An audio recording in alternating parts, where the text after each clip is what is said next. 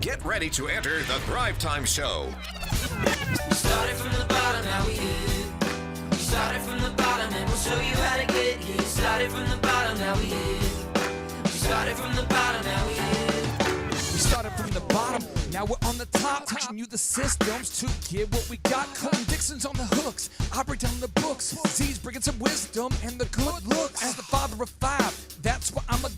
So if you see my wife and kids, please tell them hi. It's the C&Z up on your radio. And now 3, 2, 1, here we go.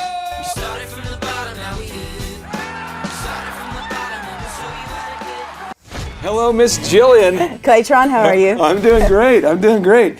Hey, so we're here talking today about how to price your product effectively. And I know that specifically when I started my first business, I priced my products ineffectively. I did ineffectively, I guess. I like ineffectively too. Ineffectively is a good word.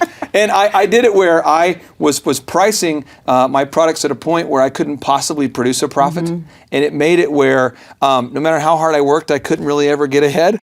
And so you've been able to somehow find the balance, I think, of pricing your product effectively, but also at offering a high value and finding that balance. And so, Jill, there's a quote that I want to get your feedback on here. It says, in the absence of value, price is the only thing the customer is left to consider. What is your theory about pricing? I mean, what's kind of your overall idea? How do you determine a price, based upon the value? How do you go about doing that? I think, at least for the entrepreneur, when you start off, you are just so excited that somebody's buying your product. Okay. You don't even care if you're losing money because somebody's wearing my bracelet. Yeah. So when I first started off, and it was a hobby, and my friends would say, you need to set a price for this because I have 10 other people that want to buy it, I just wanted to give it. So when that didn't work, when my husband didn't like that theory, I set a price without ever having any prior knowledge of how to do that. And what I basically did is, okay, how much does this cost me in materials to make? And that's what I'm going to charge you. Never thinking about my time. So From the very beginning. So you took your materials. So I'm just making up a number, but you might have said, hey, my materials are X amount. Right. And then I'm just going to charge. Actually, I didn't because I had like I said, this was just a hobby. So I just wanted to get money back for the materials. I didn't even charge for the shipping that it cost me to get the materials. Really? Right. I'm just showing you the knowledge that I had of pricing to start with. So you actually took, I'm just making up a number here. Okay. But let's say that how much did you charge for this? And initially, I think I charged $30, $35. So you just took all the cost of materials and you just charged people that? Actually, I take that back. I did. I put in a little bit of time, even though I had no idea. I probably took the last salary of my job, and which was not very much. And I probably added a little bit of time in there. So let's say it was $35. I seriously then would just get that money and put it back into materials, never ever putting anything in the bank. I was just happy that I would walk around and see somebody wearing it. I didn't care that I was or wasn't making money initially. I want to mine into that for a second because I know if there's somebody watching this who can relate, probably a lot of somebody's, but last night I was meeting with two dudes, literally till almost midnight, meeting with these guys. Totally booked out this week, had no other time to meet with them. They're kind of in this point of desperation. Right. Where these guys are working, and I'm not exaggerating, they're literally working like 70 hours a week, both of them. They both have full-time jobs and they're working this other job. And there's no money being made. Right. And they're married and there's health insurance. There is life to pay for. Right. And they're going, God, we can't make any money. And so, we're not making fun of them. We're saying, hey, this is something you're dealing with, we're dealing with, but we all deal with. But they had just taken, well, this is how much it costs us to do this, and we're just going to charge it back because we're so happy that people are into our product. Yeah. And I'm saying, guys, you need to pay other people. One, because you're going to have to hire someone to make this stuff. Sure. Two, you got to have health insurance and pay for your kids and stuff. Yeah. So how did you begin to move beyond this just barely break-even pricing? Okay. What was your first step you took? My first step was that somebody pulled me aside and said, okay, here's the deal. You have this many people that are starting to wear and really enjoy your product. Now there's a perceived value that people are saying, okay, so it feels good, it looks good, there's a lot of people wearing it, but it's only $35. Well, that doesn't seem, there's something not right there, there's something not matching up. So people are now perceiving it to be possibly cheaper than it really is because I've set such a low price for it. Yeah. Which I heard it and I didn't hear it. I just was like, no, I want people to be able to afford my product. I said, okay, I'm here's my second set of pricing. Yeah. This is what I want to do. I want to price it, and initially it was never about trying to determine how much money I could make on it. Yeah. I just was really, for almost the whole first year, I was just so excited that people would wear it until I realized, okay, this has to be, if I'm going to continue to spend all my nights until 4 or 5 in the morning, I have to start thinking about the value of my time and my husband's time and my family. And so I had to start making it worth it. So what I decided to do is set a price that when you walked into a store and bought it, that you would want it and you could afford it, but yet you could afford another one for your friend. So I raised the price to the point where it had a little bit of higher perceived value, but yet you could still afford to buy one for yourself and your friend. Let's say you're watching this and you own a company where you make custom furniture. I met one guy who became a millionaire making custom furniture. And he sat me down, and he's a mentor of mine, and he said, well, Clay, here's what I did. I wrote down on a piece of paper how much money I wanted to make. This is after like 10 years of not making any money, of barely getting by. He writes down, I want to make 100,000 a year. So he writes it down, and then he says, I figured out, well, how many pieces of furniture could I possibly make in a year? You know, and so he figured that out. So he's like, oh, I'm just making up a number. Let's say he made 52 pieces a year, and he wanted to make $100,000. Well, he's like, I just divided 100,000 by 52, and that's how much I had to charge to get there. Right. And he's like, because it was custom and it was limited, and that's how I did it. And then I'm like, really? So he's like, so I made as many as I could, and then people kept ordering. So then I just kept charging. So, but I would just say this, is that as you're pricing, one of the biggest things we have to look at is we really do have to make sure that we can provide for our families and provide great value to the customer, or it's not really worth doing at that point, right? I mean, if you're just working every hour of your day to give a product away. Well, with your example that you just gave, he said, I want to make $100,000. So then I realized, okay, the making and the selling $100,000 are two totally different things. So I kept saying, okay, for example, I want to make $100,000. I did the exact same thing. How many bracelets do I have to sell? Then I realized selling $100,000 really is making this amount.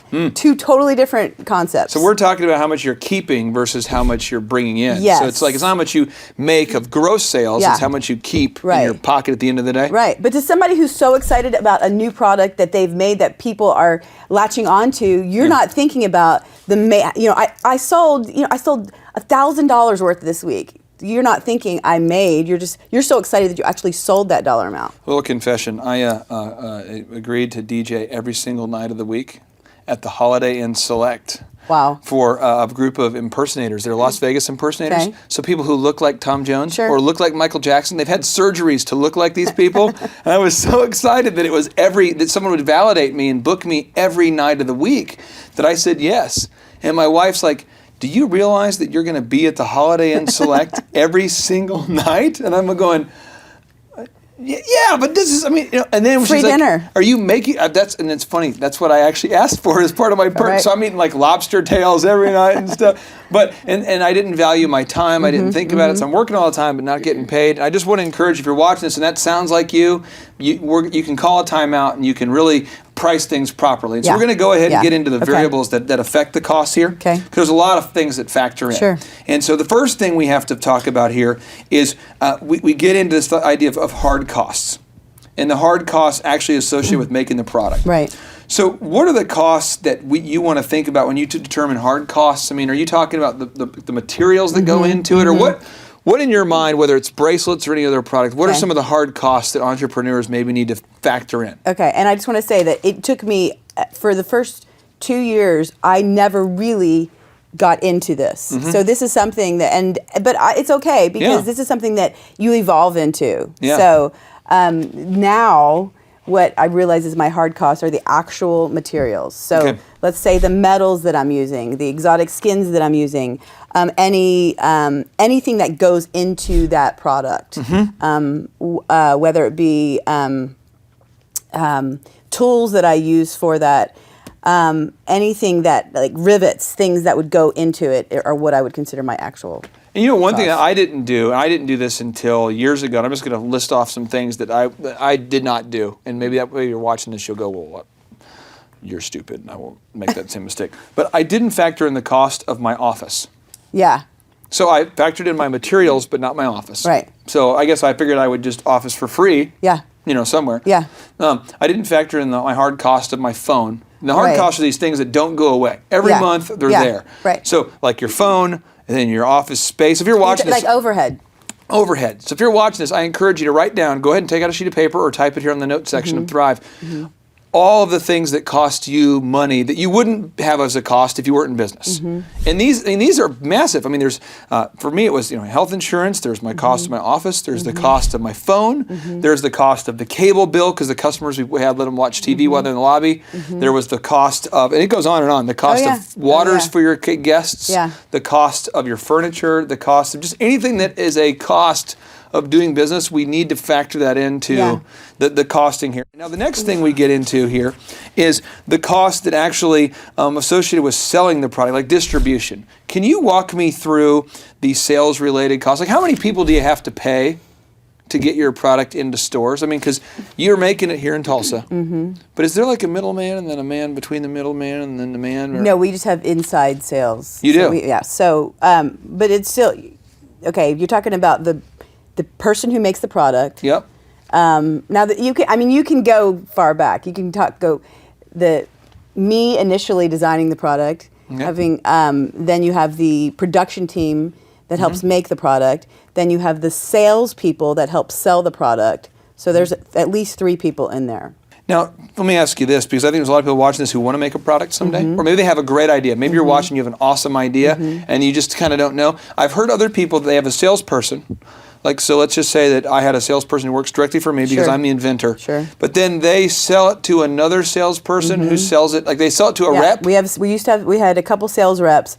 And so your inside sales then would contact with the sales rep. Okay. And then the sales rep would go to the retail stores and sell it to them. So there's another channel inside there. Then the retail stores then would sell it to the ultimate end consumer. And I'm just going to make sure I'm getting this because this is huge stuff here. Because again, not knowing retail before, when I heard this the first time, I'm going, you sell it to a guy who sells it to the guy? Right. So the sales rep may rep for 10 different products or more.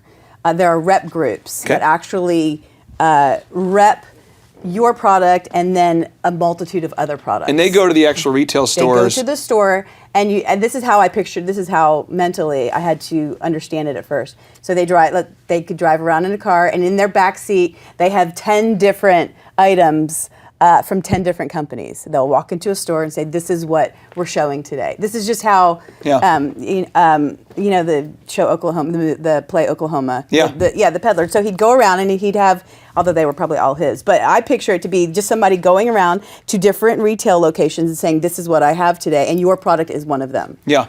So they not only work for you, but they work for other people. And I guess the advantage, one of my friends has sold millions and millions of dollars of products, and she said one of the advantages of using a sales rep is that one of her reps in particular knew he had a relationship with one of the major retailers, and he was able to sell just alone through one store about $5 million of product a year, and that she could never get the store to return her call, but the rep had the relationship. Yeah, it's all about the relationship. But it's also very tricky because, it's hard to, there's a lot of great rep groups out there, and there are some that you just don't know until they start working for you. That's a very, it's very hard to go just based upon one conversation or an interview with a rep, because you have to understand the history of that rep. What have they sold? What are their relationships with the larger buyers? So there's a lot of things you'd want to find out before you'd hire a rep group. So this is kind of what I'm if we get into here is it you have to selling the product, you have one, if you're going to have to design the product, that there's a cost there. You got to pay yourself. Then you have the production team. Now we're going to have an inside sales team. Yeah. Now, if we have a rep, we have to pay the rep somehow. Yep. What does a rep charge? Well, it varies, but usually it's a percentage of sales. So if they sold $100,000 for you, it could vary from anywhere from 8% to 20%. Really? Yeah. 8% to 20% I'm just sometimes. giving you a range, but to me that's amazing though that it could be 20%. Yeah. I actually probably 12 to 15% is probably more of an average of what a rep would charge. Wow. Yeah. So it probably also depends on what they're selling as well, but Now, this is huge if you're watching this, because I want to tell you about a story of a person that is really made it was hard for them, but they made an awesome product. It was so awesome, and I knew there's literally thousands of people who wanted to buy the product. Well, she priced it so low that she never priced in a rep or priced in the distribution costs and these things. So what happened is, when she took it to market, she went to a market and a rep wanted to buy it. She made it where she made such a slim profit margin on every transaction that she almost created her own perpetual hell, where she was busy making product. The rep's saying, hey, I got paid. The reps, let me tell you what, the rep's last concern is how much money you make as the owner at the end of the day. They just want to sell as much units as possible. And this person literally was working all the time, selling a ton of products, but not having much left. And not only when you sell it through a rep, now you're talking about wholesale. So you're not talking, if you sell it directly to the consumer, you get 100%, you get the retail price for that. You sell it through a rep, when they sell it to the store then gets that percentage. So you're selling it for, say, 50% off. So you have to factor, not only are you selling it now for 50% off, but the rep then also takes an additional, whatever, anywhere from 8 to So again, 15, getting into this, there's a lot of layers here. There's the designer, there's the designer themselves, then there's your production team, that's 2. Then there's the sales team, then there's the rep, and then the 5th area is there's the store itself. So I mean, there is a lot of layers. Was there a book that you had read or a mentor that had kind of guided you through how to price stuff at a certain point? I mean, did you get to a point where you were like, oh my gosh, my head's going to explode? Or did you just kind of figure it out as you went?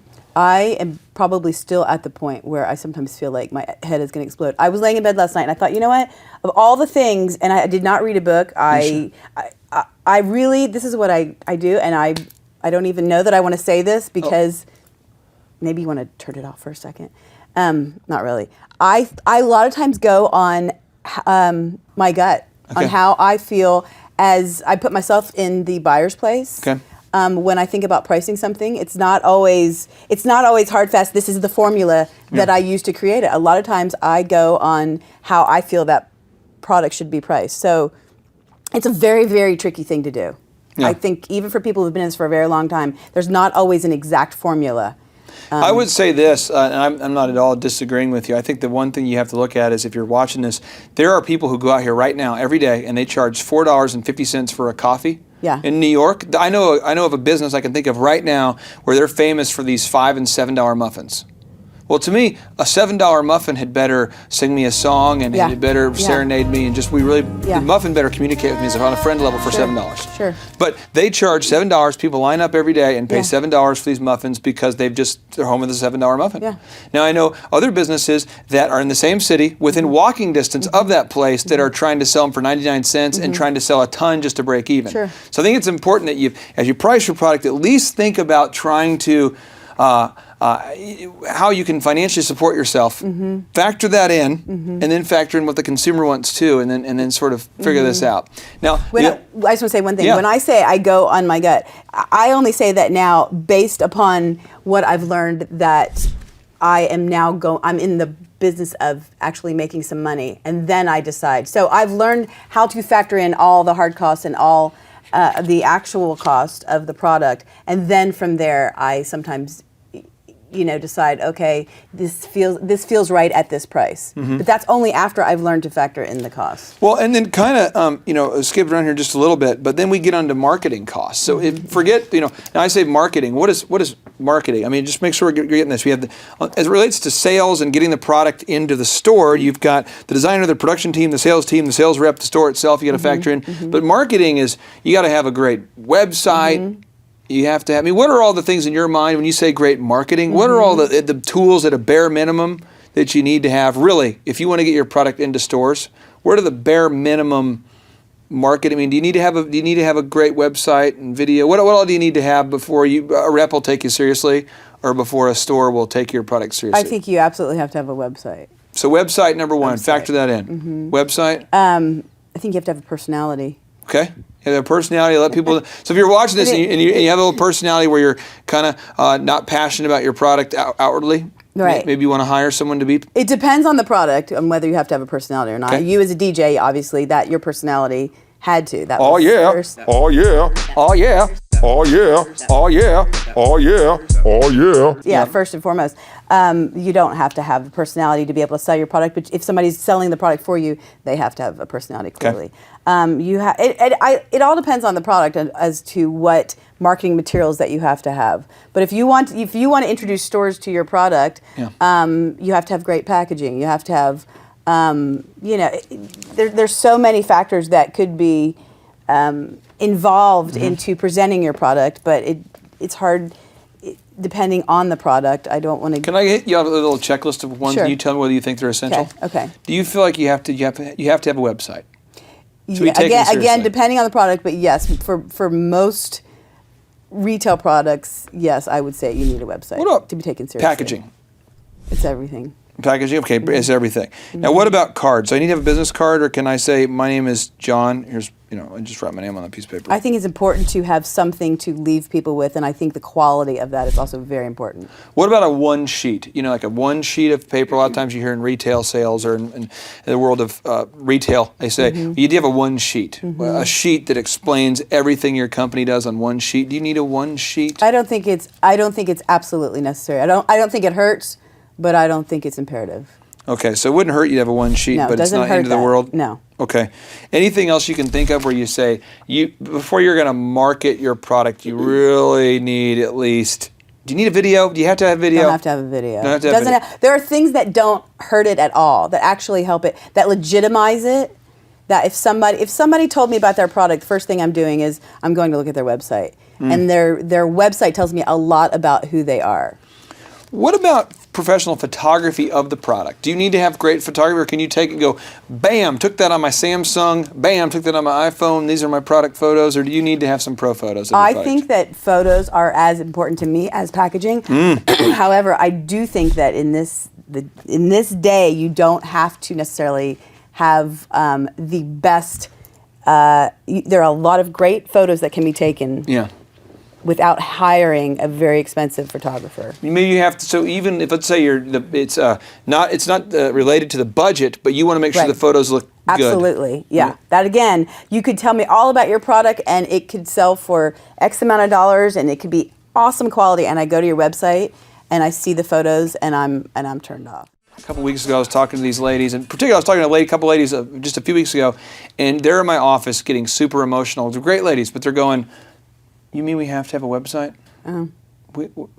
We've already priced it though, where we have such a slim margin. How are we going to go back and afford a website? And then we're going to have a bit of video made." I said, "You don't have to have a video, but because of your product, you have to show people what you." They were selling something that does something. Sure. And and all I'm saying is you need to be aware of these things and kind of view this episode as a brainstorming session here to think of all these costs. Yeah. So that way you don't paint yourself into a corner. Yeah. And price yourself where do you remember what it felt like when you were working all the time and selling a lot of units but not making any money? Yeah, and then when somebody says you need a website and you need great photography, you're thinking, first of all, I don't even have any time. Secondly, I'm not making any money to be able to do this. But as far as the website, it could be something as simple as a landing page. Something that when somebody types in your URL, they see something that is associated with your product.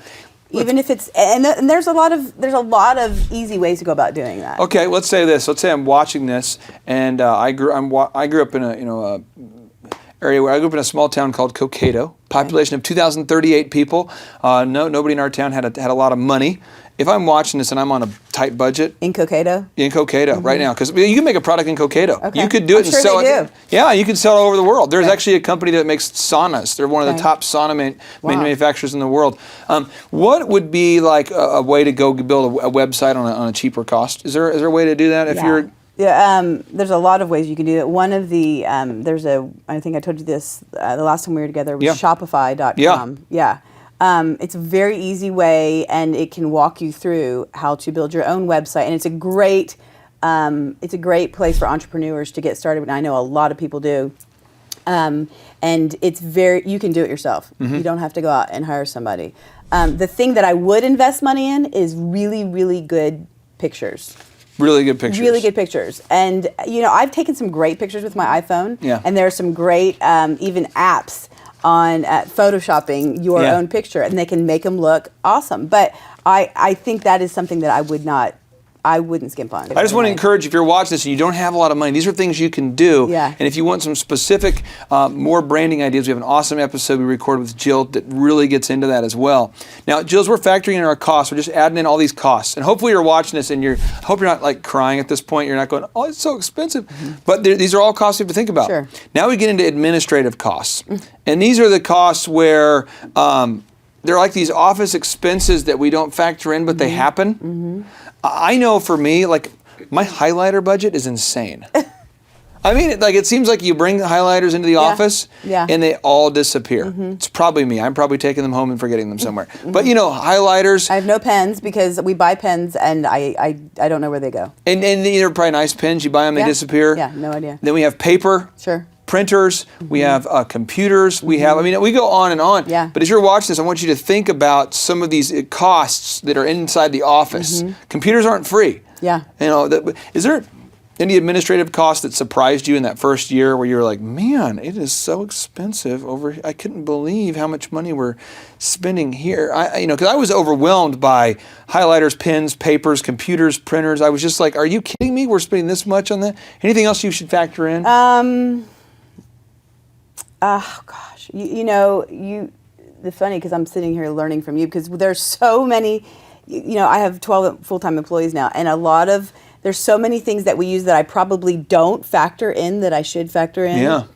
Yeah.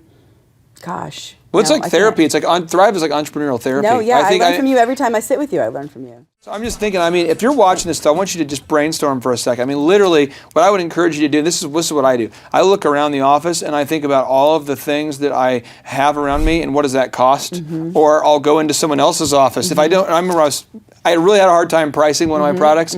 I literally went to someone else's office and I was like, what does it cost for this to happen and that to happen? It just, I'm telling you, I think, with the DJ company, I think we were spending almost $700 a month on color prints. Yeah.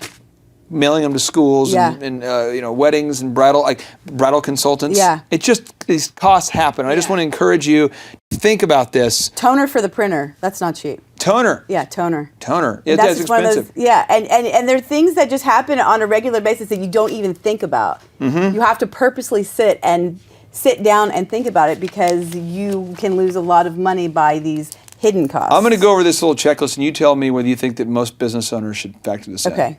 One is the unexpected legal bills. No. No. Yes, they should. They should. I think they don't, but yes, they should. Okay. And then what about just insane costs of printing and replacing computers and stuff? Insane. Yeah, yes, absolutely. Okay, computers. Yes. Okay. What about the accountant? Because I know I get a lot of joy in paying my accountant. Yes, I have too. And I've really convinced at least a dozen of them to just work for free, but most of them charge me a lot of money. Yes. You think accounting is a big one? Yes, absolutely. Okay. Taxes. That's one that I didn't factor in when I did my pricing. Not factor it. No. And I remember not. being like, I gotta pay taxes? Yes, it's always fun to be surprised by taxes. I like that. I remember one year I had to write a check for like 40-something thousand. Yeah. I was like, I love our country so much. Yeah. And with this check, I want to celebrate our country. When the first time I had to pay taxes, I got the notification from my accountant, this is how much you're going to have to pay. And I just was deflated, because what? You mean I've worked this hard and now I'm going to... And so I called my husband and said, you're not going to believe this. I have to pay this amount in taxes. What? And for the first time, he was so excited. He said, that means you made money. Boom. Yeah.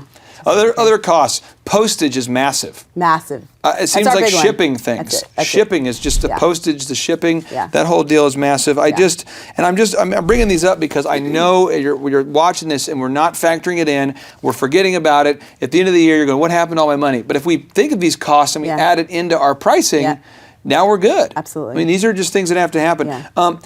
We talked about the office space, that kind of thing. What about office decor, office furniture? I know I spend a ton on fixtures, super sweet kind of green 70s chairs. I mean, but just office furniture. Yeah. Did those costs overwhelm you too? Would you think about it? They did. We've expanded, so we like to do like a room at a time, but I'm big on having a big screen TV in every room. Yep. And so that's something that I don't even think about factoring in. Yeah. But yeah, I think one of my mentors, I hired this guy and he came in and he goes, "Hey, how many DJ shows does it take to buy all this furniture?" And I was like, "I don't know." He's like, I bet you it took a whole month of your DJ shows to buy all this furniture. And I was like, really? He says, well, why don't you factor that in? And and I'm kind of paying this guy to be a little aggressive with me because he's trying to help me. Sure. But I was dying on the hill of like, well, I'm not going to charge customers for my sweet green chairs. Right. And so he's like, no, just factor it in. Yeah. All right, JT, so hypothetically, in your mind, what is the purpose of having a business? To get you to your goals. So it's a vehicle to get you to your destination. And would you need profits to get there? I mean, is when you have a business that's successful, in your mind, in your expert opinion, would you need profits to get you to your goals? Yeah, because if you have a $15 million business, but you have $15 million of expenses, it's kind of pointless. Holy crap! All right, so the question I would have here for you, if you could take 10 minutes or less and see if you could save $3,000 a year by reducing your credit card fees, would you do it? Yes, absolutely. Holy crap! Why would somebody out there who's listening right now who has a sane mind, why would they not go to thrivetimeshow.com/credit-card, thrivetimeshow.com/credit-card to schedule a 10-minute consultation to see if they can reduce their credit card fees by at least $3,000 a year. Why would they not do it? Yeah, why would they not do it? Maybe because they didn't understand how you said the website. This tree is a symbol of the spirit of the Griswold family Christmas. No, that's clear. Okay, so that could be true. So I would encourage everybody to check out thrivetimeshow.com/credit-card, thrivetimeshow.com/credit-card. What would be another reason why someone would not be willing to take 10 minutes to compare rates to see if they could save $3,000 or more on credit card fees? Maybe they think it is a waste of time and that it won't. It's not possible. There's somebody out there that's making more than $3,000 every 10 minutes, and they're like, nah, that's not worth my time. We getting there, right money.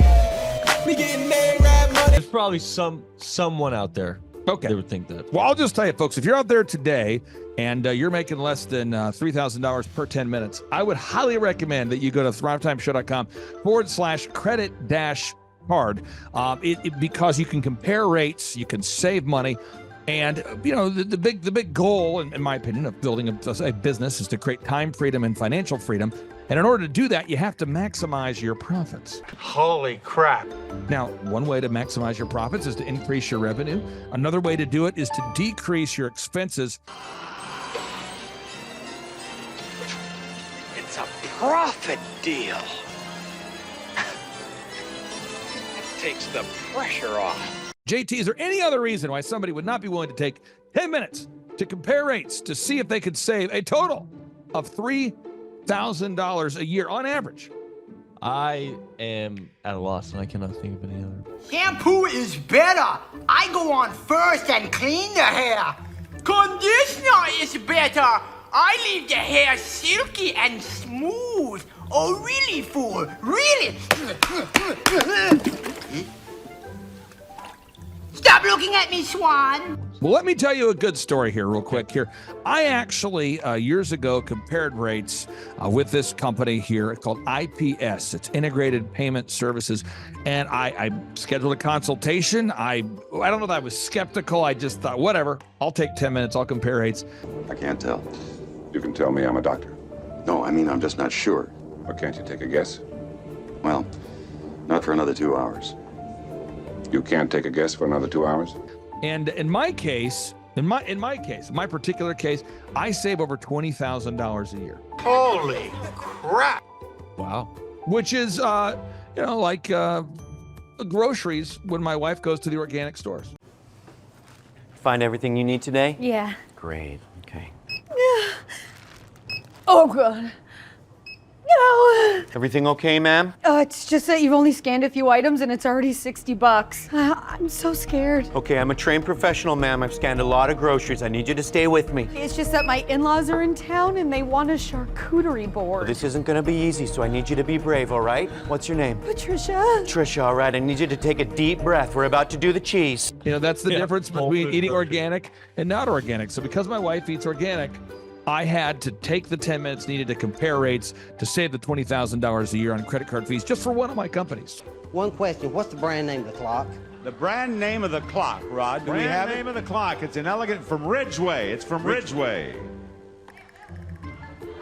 Let's Let's buy. Buy the clock. And sell the fireplace. So I encourage everybody out there, go to thrivetimeshow.com/credit-card. You schedule a free consultation, request information. A member of our team will call you. They'll schedule a free consultation. It should take you 10 minutes or less. And they're going to compare rates and see if they can't save you more than $3,000 a year off of your credit card processing. You were hoping what? I wouldn't owe you money at the end of the day. No, you don't owe us money. Because at the end of the day, the goal of a business is to create time freedom and financial freedom. And in order to do that, you need to create additional profits.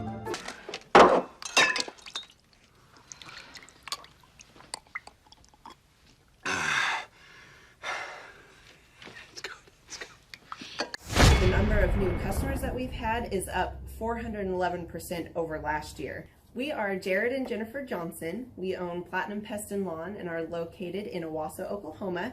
And we have been working with Thrive for business coaching for almost a year now. Yeah. So what we want to do is we want to share some wins with you guys that we've had by working with Thrive. First of all, we're on the top page of Google now. Okay. I just want to let you know what type of accomplishment this is. Our competition, Orkin, Terminex, they're both $1.3 billion companies. They both have 2,000 to 3,000 pages of content attached to their website. So to basically go from virtually non-existent on Google to up on the top page is really saying something. But that's come by being diligent to the systems that Thrive has, by being consistent and diligent on doing podcasts and staying on top of those podcasts to really help with getting up on with their listing and ranking there with Google. And also we've been trying to get Google reviews, asking our customers for reviews. And now we're the highest rated and most reviewed pest and lawn company in the Tulsa area. And that's really helped with our conversion rate. And the number of new customers that we've had is up 411% over last year. Wait, say that again. How much are we up? 411%. Okay, so 411% we're up with our new customers. Amazing. Right.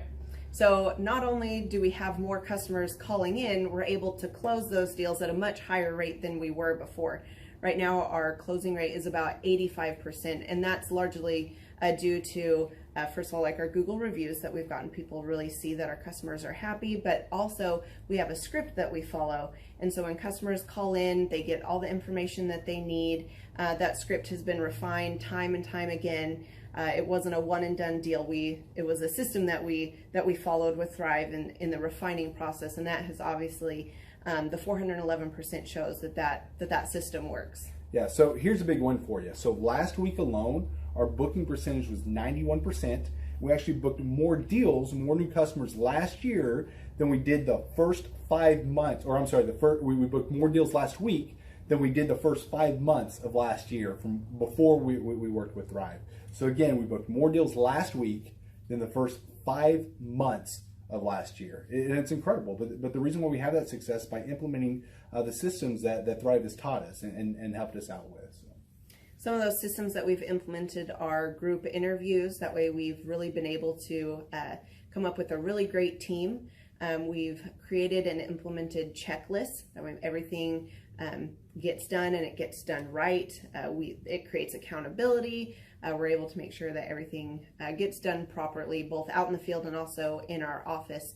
And also doing the podcast, like Jared had mentioned, that has really, really contributed to our success. But that, like I said, the diligence and consistency in doing those and that system has really, really been a big blessing in our lives. And also, it's really shown that we've gotten the success from following those systems. Yeah. So before working with Thrive, we were basically stuck. Really no new growth with our business. And we were in a rut and we didn't know. The last 3 years, our customer base had pretty much stayed the same. We weren't shrinking, but we weren't really growing either. Yeah, and so we didn't really know where to go, what to do, how to get out of this rut that we're in. But Thrive helped us with that. They implemented those systems. They taught us those systems. They taught us the knowledge that we needed in order to succeed. Now it's been a grind. Absolutely, it's been a grind this last year. But we're getting those fruits from that hard work and the diligent effort that we're able to put into it. So again, we were in a rut. Thrive helped us get out of that rut. And if you're thinking about working with Thrive, quit thinking about it and just do it.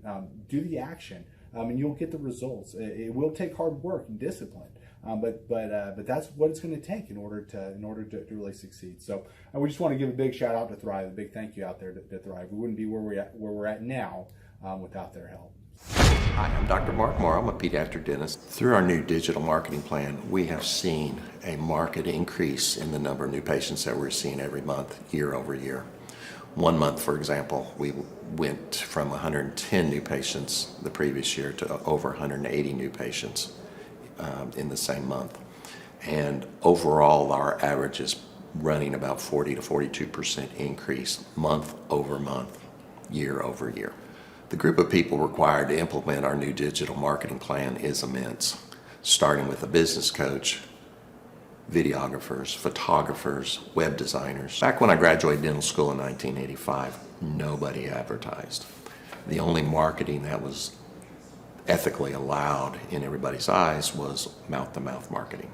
By choosing to use the services, you're choosing to use a proven turnkey marketing and coaching system that will grow your practice and get you the results that you're looking for. I went to the University of Oklahoma College of Dentistry, graduated in 1983, and then I did my pediatric dental residency at Baylor College of Dentistry from 1983 to 1985. Hello, my name is Charles Kolaw with Kolaw Fitness. Today I want to tell you a little bit about Clay Clark and how I know Clay Clark. Clay Clark has been my business coach since 2017. He's helped us grow from 2 locations to now 6 locations. We're planning to do 7 locations in 7 years and then franchise. And Clay has done a great job of helping us navigate anything that has to do with like running the business, building the systems, the checklists, the workflows, the audits, how to navigate lease agreements, how to buy property, how to work with brokers and builders. This guy is just amazing. He's this kind of guy has worked in every single industry. He's written books with like Lee Cockrell, head of Disney, with the 40,000 cast members. He's friends with like Mike Lindell. He does Reawaken America tours, where he does these tours all across the country, where 10,000 or more people show up to some of these tours. On the day-to-day, he does anywhere from about 160 companies. He's at the top. He has a team of business coaches, videographers, and graphic designers and web developers, and they run 160 companies every single week. So think of this guy with a team of business coaches running 160 companies. So in the weekly, he's running 160 companies. Every 6 to 8 weeks, he's doing Reawaken America tours. Every 6 to 8 weeks, he's also doing business conferences where 200 people show up, and he teaches people a 13-step proven system that he's done and worked with billionaires, helping them grow their companies. I've seen guys from startups go from startup to being multimillionaires, teaching people how to get time freedom and financial freedom through the system. Critical thinking, document creation, putting it into organizing everything in their head to building into a franchisable, scalable business. Like one of his businesses has like 500 franchises. That's just one of the companies or brands that he works with. So amazing guy, Elon Musk kind of like smart guy. He kind of comes off sometimes as socially awkward, but he's so brilliant, and he's taught me so much. When I say that, like Clay is like, he doesn't care what people think when you're talking to him. He cares about where you're going in your life and where he can get you to go. And that's what I like most about him. He's like a good coach. A coach isn't just making you feel good all the time. A coach is actually helping you get to the best you. And Clay has been an amazing business coach. Through the course of that, we became friends. I was really most impressed with him is when I was shadowing him one time. We went into a business deal and listened to it. I got to shadow and listen to it. And when we walked out, I knew that he could make millions on the deal. And they were super excited about working with him. And he told me, he's like, I'm not going to touch it. I'm going to turn it down, because he knew it was going to harm the common good of people in the long run. And the guy's integrity just really wowed me. It brought tears to my eyes to see that this guy, his highest desire was to do what's right. And anyways, just an amazing man. So anyways, impacted me a lot. He's helped navigate anytime I've got nervous or worried about how to run the company, or navigating competition and an economy that's like, I remember we got closed down for 3 months. He helped us navigate on how to stay open, how to get back open, how to just survive through all the COVID shutdowns, lockdowns. I'm Rachel with Tip Top Canine, and we just want to give a huge thank you to Clay and Vanessa Clark.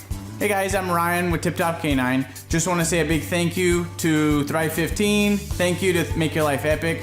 We love you guys, we appreciate you, and really just appreciate how far you've taken us. This is our old house, right? This is where we used to live a few years ago. This is our old neighborhood. See? It's nice, right? So this is my old van and our old school marketing, and this is our old team. And by team, I mean it's me and another guy. This is our new house with our new neighborhood. This is our new van with our new marketing, and this is our new team. We went from 4 to 14, and I took this beautiful photo. We worked with several different business coaches in the past, and they were all about helping Ryan sell better and just teaching sales, which is awesome, but Ryan is a really great salesman. So we didn't need that. We needed somebody to help us get everything that was in his head out into systems, into manuals and scripts, and actually build a team. So now that we have systems in place, we've gone from 1 to 10 locations in only a year. In October 2016, we grossed 13 grand for the whole month. Right now it's 2018, the month of October. It's only the 22nd. We've already grossed a little over 50 grand for the whole month, and we still have time to go. We're just thankful for you, thankful for Thrive and your mentorship, and we're really thankful that you guys have helped us to grow a business that we run now instead of the business running us. Just thank you times 1,000. The Thrive Time Show 2-day interactive business workshops are the highest and most reviewed business workshops on the planet. You can learn the proven 13-point business systems that Dr. Zellner and I have used over and over to start and grow successful companies. I mean, we get into the specific steps on what you need to do to optimize your website. We're going to teach you how to fix your conversion rate. We're going to teach you how to do a social media marketing campaign that works. How do you raise capital? How do you get a small business loan? We teach you everything you need to know here during a 2-day, 15-hour workshop. It's all here for you. You work every day in your business, but for 2 days you can escape and work on your business and build these proven systems so now you can have a successful company that will produce both the time freedom and the financial freedom that you deserve. You're going to leave energized, motivated, but you're also going to leave empowered. The reason why I've built these workshops is because as an entrepreneur, I always wish that I had this. And because there wasn't anything like this, I would go to these motivational seminars, no money down, real estate, Ponzi scheme, get motivated seminars, and they would never teach me anything. It was like you went there and you paid for the big chocolate Easter bunny, but inside of it, it was a hollow nothingness. And I wanted the knowledge, and they're like, oh, but we'll teach you the knowledge after our next workshop. And the great thing is we have nothing to upsell. At every workshop, we teach you what you need to know. There's no one in the back of the room trying to sell you some next big get-rich-quick, walk-on-hot coals product. It's literally, we teach you the brass tacks, the specific stuff that you need to know to learn how to start and grow a business. And I encourage you to not believe what I'm saying, but I want you to Google the Z66 auto auction. I want you to Google elephant in the room. Look at Robert Zellner and Associates. Look them up and say, are they successful because they're geniuses, or are they successful because they have a proven system? When you do that research, you will discover that the same systems that we use in our own business can be used in your business. Come to Tulsa, book a ticket, and I guarantee you it's going to be the best business workshop ever, and we'll even give you your money back if you don't love it. We've built this facility for you, and we're excited to see you. If we go back 8 years ago, think about the number of clients you had back then versus the number of clients you have now. As a percentage, what has been the growth over the past 8 years, do you think? We got to inspire somebody out there who just doesn't have the time to listen to their calls. Okay, so Clay, it's like I would go up and down from about $10,000 a month up to about $40,000, but it's up and down roller coaster, and so now we've got it to where we're in excess of 100 clients. That's awesome. And so I would have anywhere from 5 clients to 20 clients on my own with networking, but I had no control over it. I didn't. Without the systems, you're going to be victimized by your own business. For somebody out there who struggles with math, if you, let's say that your average number of clients was 30 and you go to 100, as a percentage, what is that? I have doubled every year since working with you. So I've doubled in clients, I've doubled in revenue every year. It's 100% growth every year I've worked with. Now, so I'm looking. We've been good friends 7-8 years, and I've got doubled 5 times.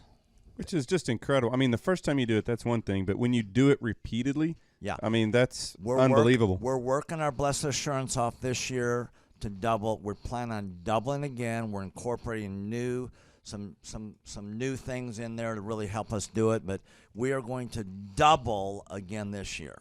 I started coaching, but it would go up and down, Clay. That's when I came to you, as I was going up and down, and I wanted to go up and up instead of up and down. And so that's when it needed a system. So creating a system is you have nailed down specific steps that you're going to take no matter how you feel, no matter the results. You lean into them and you do them regardless of what's happening. You lean into them and it will give you X number of leads. You follow up with those leads, turns into sales.